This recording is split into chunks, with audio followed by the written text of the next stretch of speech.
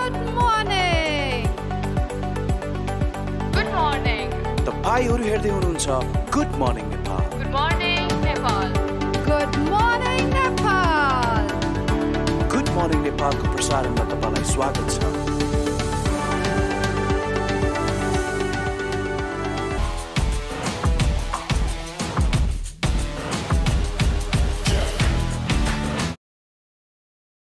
दर्शकवृन्द नमस्कार. Good morning. Kantipur टेलिभिजनको good morning नेपालमा यहाँलाई हार्दिक स्वागत छ. यो बिहानी प्रहरमा गुड मर्निङ भन्दै हामी यो कार्यक्रम लिएर आएका छौँ र यो कार्यक्रमको साथमा आएकी छु म साजना तामाङ.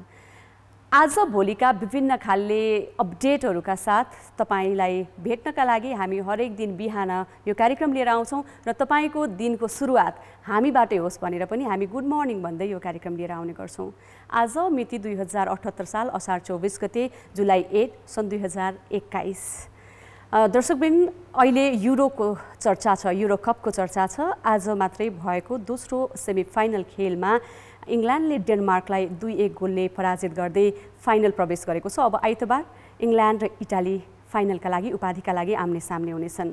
यो फुटबलको चर्चा चलिरहँदा, मिनी वर्ल्ड कपको चर्चा चलिरहँदा म तपाईलाई फिफा वर्ल्ड कपको सन् 2014 को संस्करणतर्फ लान चाहन्छु.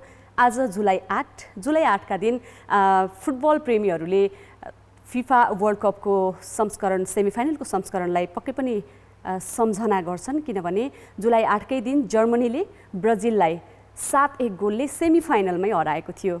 खेल भन्ने बित्तिकै एकतर्फ एउटा टोली स्तब्ध हुँदै गर्दा जतिखेर ब्राजिलका समर्थकहरू स्तब्ध हुँदै थिए, त्यति बेला जर्मनीमा भने उल्लास थियो. 8 जुलाईलाई यहाँ यसरी सम्झिँदै कार्यक्रमको सुरुवात गर्न चाहन्छु. हाम्रो पहिलो सेगमेन्ट माई मर्निङबाट. माई मर्निङमा हामी राम्रा अर्थपूर्ण तपाईँले नै पठाउनुभएका तस्बिरहरू र हामीले पनि तपाईँका विभिन्न सामाजिक सञ्जालहरूबाट लिएका तस्बिरहरू प्रस्तुत गर्छौँ. अब म पहिलो तस्बिर लिँदैछु. यो पहिलो तस्बिर लिएको छु, हामीले लिएका छौँ ट्रोल नेपाल अफिसियलको इन्स्टाग्रामबाट. ट्रोल नेपाल अफिसियलले आफ्नो इन्स्टाग्राम पेजमा राखेको यो तस्बिर सोलुखुम्बुको नयाँ बजारको तस्बिर हो. आपा शेर्पाले खिच्नु भएको छ यो तस्बिर र क्याप्सन लेख्नुहुन्छ सोलुखुम्बुको नयाँ बजार, हरियाली बीचको सानो बजार. सोलुखुम्बु संसारले चिन्ने सगरमाथा र सगरमाथा भएको जिल्ला सोलुखुम्बु. त्यही सोलुखुम्बुको नयाँ बजारको यो दृश्य निकै नै राम्रो छ. हप्तामा एकचोटि मात्रै हाट लाग्छ भन्छन् नि गाउँघरतिर. हाट लाग्ने नयाँ बजारमा स्थानीय उत्पादनहरू पाइन्छन्. मैले अर्को तस्बिर लिएकी छु, रुटिन अफ नेपाल बन्द RONB को इन्स्टाग्रामबाट लिएकी हुँ. यसमा क्याप्सनमा लेखिएको छ good morning Nepal from Taudaha Lalitpur. तौदहलाई नचिन्ने हामी पक्कै पनि कमै छौँ. कीर्तिपुर ट्राभललाई फोटो क्रेडिट दिएको छ यो तस्बिरमा. ड्रोनबाट लिएको यो तस्बिर हेर्दै असाध्यै मनमोहक छ. चोबारदेखि अलि पर गयो भने टौदह त्यहाँ हामी भेट्न सक्छौँ. तौदहमा विशेष गरी साँझ पख र बिहानमा टहल्नका लागि असाध्यै राम्रो छ. टौदह भन्नाले चाहिँ नेवारी भाषामा टौ भनेको सर्प र दह भनेको पोखरी, यसको नामाकरण चाहिँ नेवारी भाषाबाट गरिएको हो. असाध्यै राम्रो यो तस्बिर. पछि अर्को तस्बिर राख्दैछु, गोरख विष्टको ह्यान्डलबाट यो ट्विटरमा पोस्ट गरिएको थियो. यो भक्तपुरको निकै नै रमणीय तस्बिर छ, लोभलाग्दो रहरलाग्दो भनौँ. क्याप्सनमा लेखिएको छ 1 करोड वर्षपछि भक्तपुर गइयो, जुजुधौ खाइयो. उहाँलाई 2.5 महिनाको यो लकडाउन 1 करोड वर्ष लागेको छ. दर्शकवृन्द, जुजुधौ अनि भक्तपुर सम्झिहालिन्छ. जुजुधौ भन्ने बित्तिकै भक्तपुर. जुजुधौ राजा, दहीहरूको पनि राजा, अत्यन्तै स्वादिष्ट हुन्छ. तपाईँ पनि यदि कुनै दिन भक्तपुर जानुभयो भने जुजुधौ खान नबिर्सनु होला. माई मर्निङमा हामीले आज कलेक्ट गरेका यी तस्बिरहरू राखिसकेका छौँ. यदि तपाईँसँग पनि यस्ता रमणीय अर्थपूर्ण राम्रा तस्बिरहरू छन् भने हामीलाई पठाउन सक्नुहुनेछ. हामी हाम्रो कार्यक्रमको आगामी श्रृङ्खलामा प्रस्तुत गर्नेछौँ. तपाईँले हामीलाई सोसल साइट चलाउनुहुन्छ भने ट्विटर स्क्रिनमा देखिरहनु भएको छ, हाम्रो ट्विटर ह्यान्डल छ, हामीलाई मेन्सन गरेर पठाउनु होला. र त्यसै गरी फेसबुक पेज पनि छ हाम्रो. फेसबुकमा पनि हामीलाई मेन्सन गरेर राम्रो तस्बिरहरू पठाउनु भयो भने हामी हाम्रो आगामी कार्यक्रममा प्रस्तुत गर्नेछौँ. अब माई मर्निङ सेगमेन्टपछि हाम्रो आजको विषयवस्तुतर्फ लाग्न चाहन्छु. दर्शकवृन्द, हाम्रो जीवनशैली र हामी प्रकृति छ र मानव छौँ. प्रकृति बिनाको मानव कल्पना पनि गर्न सकिँदैन. प्रकृतिका हरेक स्रोत साधनमा मानवले अहिले आधिपत्य जमाइरहेको छ. यसै पनि हामी प्राकृतिक रूपमा धनी देश, हाम्रै देशमा आउनुपर्दा पनि प्राकृतिक रूपमा धनी देश, हामी प्राकृतिक स्रोत साधनले सम्पन्न छौँ हैन।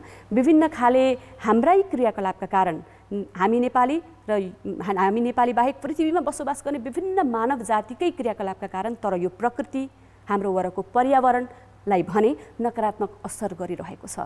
पछिल्लो समय पर्यावरणमा मानवीय क्रियाकलापका नकारात्मक असरहरूको छिटाहरू देखिन थालेको छ। हिमालहरूमा हिउँहरू सुक्दै गएका छन्, त्यसै गरी हिमनदीहरूले आफ्नो आकार परिवर्तन गर्दैछन्। सहरीकरण, औद्योगिकरण, तीव्र सहरीकरण र औद्योगिकरणले नदीहरू साँघुरिँदै गएका छन्, पोखरीहरू सुक्दैछन्। के हामीलाई थाहा छ हामी यस्ता हाम्रा प्राकृतिक स्रोतका विषयमा कति जानकार छौँ? हामीले हाम्रो जीवन निर्वाह गर्दै गर्दा प्रकृतिलाई कुन रूपमा हेरेका छौँ? के हामीले यस्ता हाम्रा स्रोत साधनको संरक्षणमा कुनै दिन कुनै पल सोचेका छौँ? र भोलि हाम्रा आगामी सन्ततिहरूलाई यी हाम्रा प्राकृतिक स्रोत सँगसँगै राम्रो कन्डिसनमा यो पृथ्वीलाई हस्तान्तरण गर्ने जुन हाम्रो भावना छ कि छैन, यिनै विषयमा केन्द्रित रहेर आज हामी कुरा गर्दैछौँ।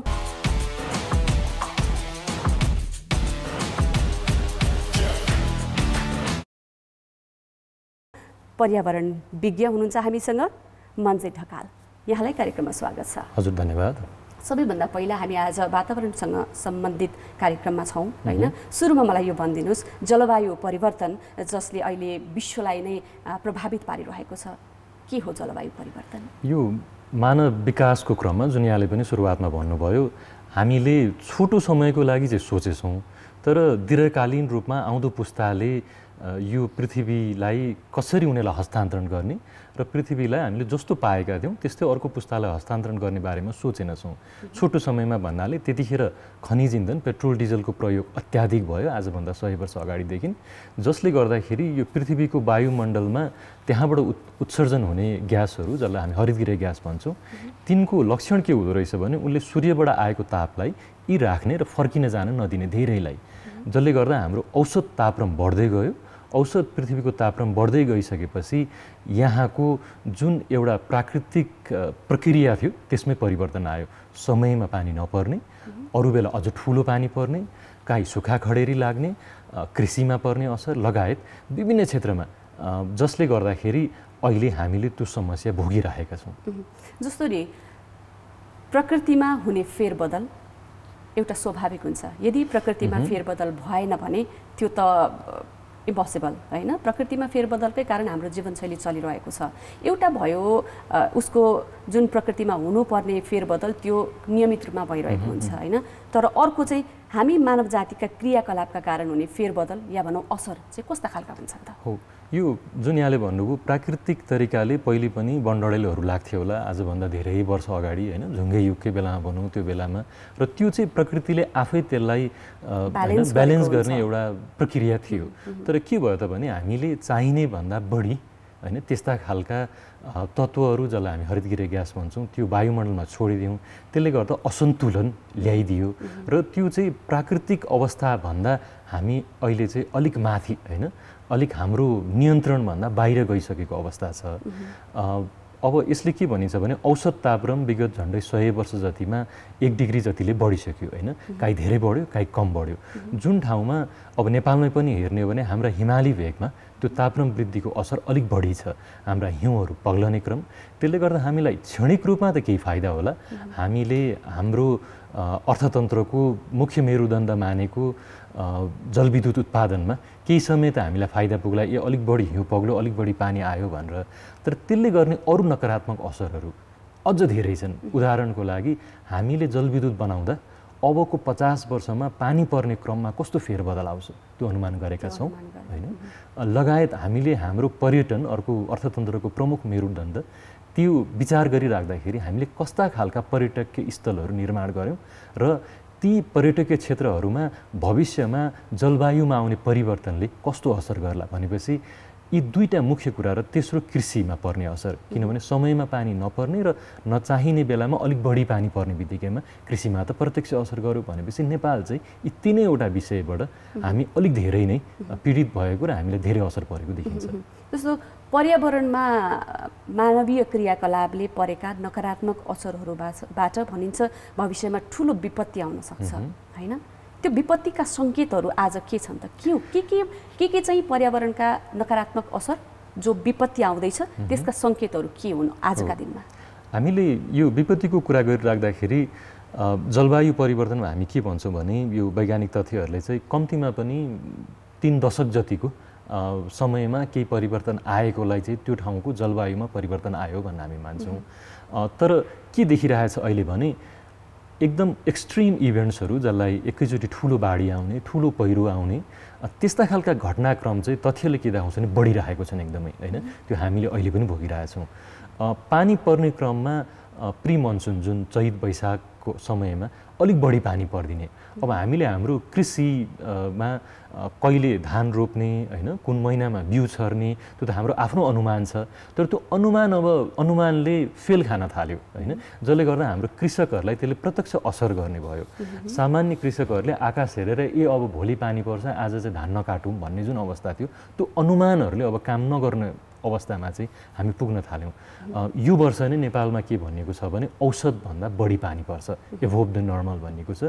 त्यो प्री मनसुनमा पनि हामीले देख्यौँ र अहिले मनसुन सुरु भइसकेपछि पनि हाम्रोमा अरू बेलाको भन्दा अत्याधिक पानी परिरहेको अवस्था छ। तर यो त यो वर्षको घटनाक्रम भयो।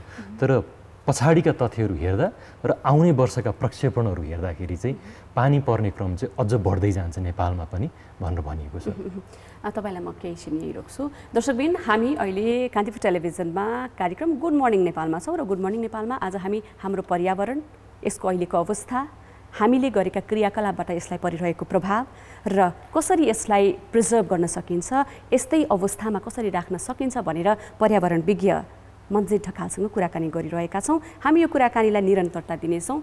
एकैछिन पालो भएको छ कमर्सियल ब्रेक।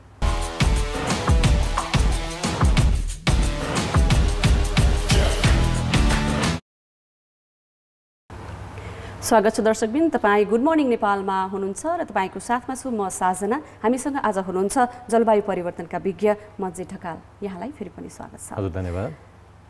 जल जङ्गल हिमाल बचाउनुपर्छ भन्ने एक खालको चेतना एक खालको लेभलको मान्छेहरूमा आइसकेको छ, होइन? अभियानहरू पनि नचलेका होइनन्, चलेका छन्। यसले परिणाम दिँदैछ कि छैन, के छ परिणाम? यो धेरै लामो समयदेखि अब अन्तर्राष्ट्रिय स्तरमा पनि यसमा धेरै प्रयासहरू भए, होइन? नेपाल सहभागी रहेका अन्तर्राष्ट्रिय यो, होइन, समन्वयकारी निकायहरू, मल्टिलेटरल प्रोसेसहरूमा पनि र राष्ट्रिय स्तरमा पनि यसलाई दुवै एङ्गलबाट हेर्नुपर्छ होला। केही सकारात्मक कामहरू भएका पनि छन्, केही नकारात्मक कामहरू पनि भएका छन्।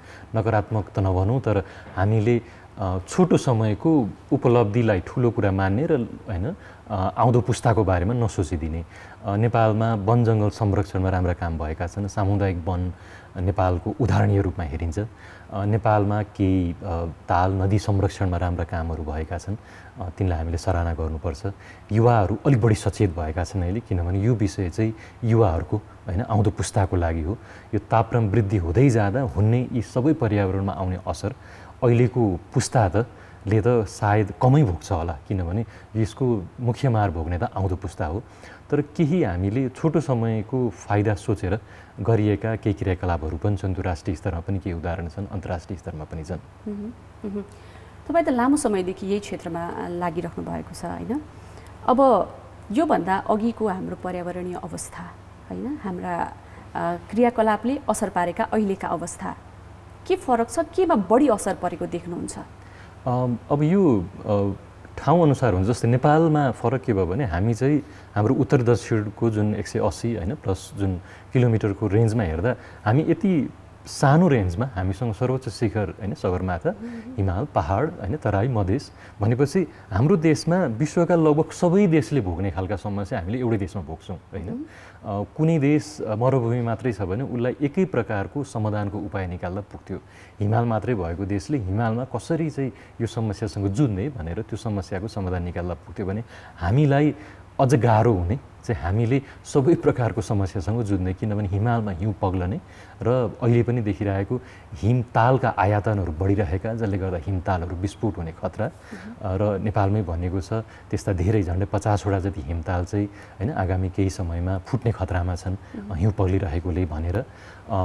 यो पहाडी भेगमा चाहिँ जुन पहिरोहरू जाने समस्या, तराईमा डुबानका समस्या भनेपछि हामीलाई चाहिँ यो समस्यासँग जुझ्नलाई अरू अन्य देशको भन्दा अझ बढी स्रोत साधनको प्रयोग गर्नुपर्ने अवस्था चाहिँ देखिन्छ। त्यही त जलवायु परिवर्तनको असर चाहिँ ठ्याक्कै यहीँ भन्ने हुँदैन होइन। जलवायु परिवर्तनको असर चाहिँ अहिले सुरु भएको चाहिँ हिमालबाट देखिन सुरु भएको छ। हिमालमा देखिएको असर यहाँको कारणले मात्रै होइन कि यो चाहिँ समुद्रमा भएका प्रदूषणका कारण पनि हिमालमा त्यसको असर देखिरहेको छ होइन।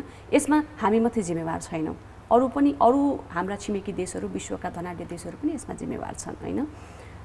हामी जस्तो देशले चाहिँ यस्तोलाई कम गर्नको लागि, यसको असर कम गर्नको लागि के गर्न सक्छौँ त अब? हुन्छ, सुरुवातमा चाहिँ यसको असर चाहिँ लगभग सबै क्षेत्रमा देखिएकै छ होइन। अहिले हामीले हिमालमा चाहिँ त्यो प्रत्यक्ष हिउँ पग्लेको देख्यौँ, तर तराईका डुबान पहाडी पहिरो आउने क्रम अत्याधिक बढ्नु, समयमा पानी नपर्दिनु, त्यसले गर्दा कृषि उब्जनीमा आएको असर होइन, पर्यटनमा क्षेत्रमा यसले असर गर्ने भएर हाम्रो अर्थतन्त्रमा परेको असर र समग्रमा हेर्दा सबै क्षेत्रमा र स्वास्थ्य क्षेत्रमा नयाँ किसिमका रोगहरू देखिनु, जुन हामीले पहिले नै उन्मूलन भएका रोगहरू पनि देखिनु होइन। भनेपछि सबै क्षेत्रमा केही न केही छिटफुट रूपमा असरहरू चाहिँ देखिन थाल्यो, जसको प्रत्यक्ष सम्बन्ध चाहिँ अर्थतन्त्रमा पनि देखियो। अब हामीले के गर्न सक्छौँ? असर त आइसक्यो, देखि नै सक्यो होइन। अब यसलाई वे आउट के हुन्छ त? अब हामीले लामो समयसम्म के भन्यौँ भने यो चाहिँ ती देशहरूले, विकसित राष्ट्रहरूले, उनीहरूले त्यतिखेर खनिज इन्धनको प्रयोग अत्याधिक गरेकोले होइन विकासका क्रममा, र त्यसले गर्दा यो समस्या भयो भने हो, त्यो सही तथ्य हो। अहिले चाहिँ ती विकसित राष्ट्रहरू ऐतिहासिक रूपमा हिस्टोरिकल इमिसनको हिसाबले उनीहरू जिम्मेवार थिए, तर अन्य द्रुत गतिमा विकास भइरहेका विकासोन्मुख ठुला राष्ट्रहरू पनि अहिले त्यही लाइनमा गएका छन् होइन। उदाहरणका लागि हाम्रा छिमेकी राष्ट्रहरू। अब यदि हामीले पनि हाम्रो अर्थतन्त्रलाई वातावरण मैत्री, पर्यावरण मैत्री नबनाउने हो भने हामी पनि त्यही लाइनमा जान सक्ने सम्भावना हुन्छ। अब जुन देशहरू चाहिँ धेरै आफ्नो अर्थतन्त्र कार्बन उत्सर्जनमा उनीहरू आश्रित थिए, उनीहरूलाई पछाडि फर्किन साह्रै गाह्रो छ, त्यो खर्चिलो छ। तर हाम्रो जस्तो अर्थतन्त्र जहाँ हामीले वन संरक्षण गरेका छौँ, जहाँ हामीले धेरै कार्बनको उत्सर्जन गरेका छैनौँ, हामीले अब पछाडि फर्किनुपर्ने अवस्थै छैन। भनेपछि एक हिसाबले हामीले पहिलेदेखि नै राम्रै काम गरेछौँ। अब अहिलेको प्रविधिको विकासलाई हेर्दाखेरि अब हामीले जुन हाम्रो राजनीतिक होइन भाषणहरूमा भन्नुहुन्छ रेल कुदाउने पूर्व पश्चिम या उत्तर दक्षिण, अब हामीले चाहेर पनि त्यो पुरानो फिल्ममा हेरे जस्तो त्यो कोइलाको रेल आउँदैन। अब प्रविधि चेन्ज भएको छ, अब बिजुलीबाट चल्ने रेल नै आउँछ र हाम्रोमा बिजुलीको उत्पादन बढिरहेको छ। भनेपछि हामीले यसरी चाहिँ हामीसँग भएको स्रोत र नयाँ प्रविधिलाई प्रयोग गर्न सक्ने हो भने हाम्रो अर्थतन्त्रलाई पनि टेवा पुग्ने र भविष्यको पुस्तालाई पनि एउटा सही होइन जुन पर्यावरण मैत्री हिसाबले चाहिँ पृथ्वीलाई हस्तान्तरण गर्न सक्छौँ। त्यही त तपाईँहरूले भर्खरै मात्र गर्नुभएको अध्ययनले पनि हिमालमा हिउँहरू पग्लिँदैछन्, हिम नदीहरू खुम्चिँदै गएका छन् होइन, पृथ्वीको तापमान बढ्दैछ भन्ने खालको एउटा अध्ययनको प्रतिवेदन निकाल्नु भएको छ होइन। अब यसबाट बाहिर निस्किनका लागि अरू कलेक्टिभ इफोर्ट, अरू हामी लगायत विश्वले के गर्न जरुरी छ त? नेपाल सरकार लगायत विभिन्न अन्तर सरकारी निकायहरूबाट चाहिँ अब हाम्रा हिउँहरू पृथ्वीको तापक्रमलाई झन्डै होइन हामीले सीमित गर्न सक्दाखेरि पनि हाम्रा हिउँ चाहिँ धेरै नै पग्लिनेछन् भनेर भनिएको छ होइन, जुन अब त्यो पग्लने क्रममा हामी अगाडि बढिसकेको छौँ। भनेपछि अब यसमा अहिले तत्काल गर्नुपर्ने दुई खाले उपाय, एउटा चाहिँ यो जुन अब यो अलिक बढी टेक्निकल हुनसक्छ, यो कार्बन डाइअक्साइडहरू जस्ता ग्यासहरू जुन छन् तिनीहरूको लाइफ चाहिँ पृथ्वीमा अलिक लामो हुँदो रहेछ, झन्डै 100 वर्ष बाँच्दो रहेछन् होइन। भनेपछि त्यो हामीले अहिले नै नघटाउने हो र अझै बढाउँदै जाने हो भने त यसको असर अझै बढ्दै जाने हो होइन। ती चाहिँ विशेष गरी पेट्रोल डिजलका प्रयोगहरूबाट हुने भयो, ती विकसित राष्ट्र जिम्मेवार थिए। तर अहिले हामी जस्ता राष्ट्रहरू पनि अलिक जिम्मेवार भएको चाहिँ यो सर्ट लाइफ क्लाइमेट पोल्युटेन्ट्स भन्छौँ हामी, दाउरा बाल्दा निस्किने कालो धुवाँ जसलाई ब्ल्याक कार्बन भनिन्छ, त्यस्ता ग्यासेसहरूले चाहिँ अलिक छोटो समयको उनीहरूको लाइफ हुने, तर उनीहरूले अझ बढी ताप सोचिदिने, जसले गर्दा हाम्रो यही भूभागलाई तापक्रम बढाउनलाई तिनीहरूले टेवा पुर्याउँदो रहेछन्। भनेपछि हाम्रो हिउँ पग्लनमा तिनीहरू पनि केही जिम्मेवार रह्यो अब होइन। भनेपछि हाम्रो पनि त्यो हाम्रो योगदान नकारात्मक हिसाबले बढ्दै गएकोले गर्दा हामीले चाँडोभन्दा चाँडो स्वच्छ विकास, जस्तै नेपालको उदाहरण लिने हो भने यातायात क्षेत्रमा हामीले विद्युतीय गाडीहरूको होइन प्रवर्धन गर्ने जुन यसपालिको बजेटले सकारात्मक हिसाबले हेरेको छ। खाना पकाउनको लागि विद्युतीय चुलोहरूको प्रयोगलाई बढाउने, किनभने अझै पनि धेरै ग्रामीण भेगमा दाउरा बाल्ने र ग्रामीण भेगमै पनि सहरमा त छँदैछ एलपिजी ग्यासको प्रयोग अत्याधिक बढेको छ, जुन फेरि हामी उत्पादन गर्दैनौँ होइन। जुन 2 वर्ष अगाडिको डाटा हेर्दाखेरि त राष्ट्र ब्याङ्कको डाटा हेर्दा 2 खरब 15 अरबको पेट्रोल डिजल हामीले किनेको थियौँ होइन। त्यसमा हामीले यो वर्ष 5% मात्रै घटाउने हो भने झन्डै 10 अरब रुपियाँ जति हाम्रो अहिले चाहिँ यो कोभिसिल्डकै रेटको कुरा गर्दाखेरि सम्पूर्ण जनसङ्ख्यालाई खोप लाउन पुग्दो रहेछ। स्रोत हामीसँगै छ, कसरी यसलाई प्रयोग गर्ने। अन्त्यमा एकदमै छोटोमा भनिदिनुहोस्, आज हामीले जुन पृथ्वीमा राज गरिरहेका छौँ, भोलिका हाम्रा पुस्तालाई यो पृथ्वीलाई यस्तै अवस्थामा हस्तान्तरण गर्न या योभन्दा अझै राम्रो तरिकाले चाहिँ उनीहरूलाई ह्यान्डओभर गर्नका लागि हामी सुध्रिनुपर्ने ठाउँहरू छोटोमा भनिदिनुहोस्। विशेष गरी नेपालको सन्दर्भमा हाम्रो राजनीतिक दलहरू र हाम्रो चाहिँ व्यवस्थाले पनि लामो समय अथवा पूर्णकाल कुनै राजनीतिक दलले होइन कार्यकाल पुरा गर्न सकेन। यो छोटो समयमा अर्थतन्त्रमा फाइदा हेर्ने जुन परिपाटी छ त्यसलाई परिवर्तन गर्नु पर्यो र लामो समयमा आउँदो पुस्तालाई पनि पृथ्वीलाई जुन यहाँले भन्नुभयो सही होइन हस्तान्तरण गर्ने हिसाबले दीर्घकालीन फाइदा हुने कुराहरू हाम्रै स्रोतलाई प्रयोग गर्ने र वातावरण मैत्री तरिकाले विकास गर्ने कुराहरूमा ध्यान दियौँ भने हामीले धेरै अगाडि बढ्न सक्छौँ। समय र जानकारीका लागि यहाँलाई धन्यवाद। हुन्छ, धेरै धेरै धन्यवाद यहाँलाई पनि। दर्शकवृन्द, हामी गुड मर्निङ नेपालमा छौँ। आज गुड मर्निङ नेपालमा हामीले जलवायु परिवर्तनका विज्ञ मन्जी ढकालसँग कुराकानी गऱ्यौँ। हाम्रो पर्यावरण, यसमा हाम्रा क्रियाकलापले पारेका असर, यसलाई बचाउनका लागि के गर्ने, हाम्रो प्रकृतिलाई, हाम्रो आगामी पुस्तालाई योभन्दा अझै राम्रो तरिकाले हस्तान्तरण गर्न, हाम्रो पृथ्वीलाई अझै राम्रो बनाउनका लागि हाम्रो प्रयास के होला, यिनै विषयमा केन्द्रित रहेर आज हामीले गुड मर्निङ नेपालमा कुरा गऱ्यौँ। आजको कार्यक्रमको समय सकिएको छ। भोलि फेरि नयाँ विषयवस्तुका साथ आउनेछौँ। तपाईँको दिन शुभ रहोस्, हल्का रहनुहोस्, चुस्त रहनुहोस्, स्वस्थ रहनुहोस्, तपाईँले आँटेका चाहेका सबै कामहरू पुरा हुन्, यति भन्दै गुड मर्निङ नेपालबाट बिदा चाहन्छु। नमस्कार। कान्तिपुर टेलिभिजन हेर्दै गर्नुहोला।